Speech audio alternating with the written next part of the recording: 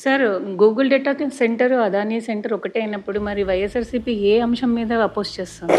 Oppose చేయడం లేదు. పర్యావరణం కానీ ల్యాండ్ కానీ. No, we're not opposing.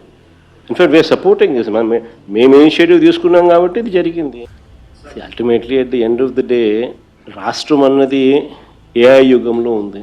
AI యుగము, క్వాంటమ్ కంప్యూటింగు, ఈ యుగాలు లేకపోతా ఉన్నాం మనం. అండ్ వీటికి అన్నిటికీ కూడా హబ్ అనేది డేటా సెంటర్. ఈ డేటా సెంటర్స్ అనేటివి లేకపోతే ఫర్దర్ ఎవల్యూషన్ అనేది ఉండదు.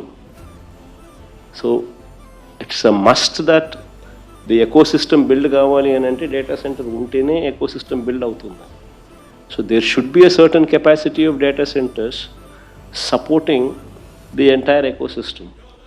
Maybe beyond a point, beyond a scale వెళితే నువ్వు చెప్పినట్టు పవర్ రిక్వైర్మెంట్స్ వల్ల అయితేనేమి, ఇంకొకటి అయితేనేమి, వాటర్ గజ్లింగ్ అయితేనేమి, ఇంకొకటి అయితేనేమి నువ్వు చెప్పిన కొన్ని సమస్యలు రావచ్చు.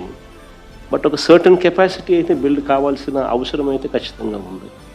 ఆ సర్టన్ కెపాసిటీ బిల్డ్ అయ్యేదాకా ప్రతి ఒక్కళ్ళం కూడా దానికి సపోర్ట్ చేయాల్సిన అవసరం ఉంటుంది.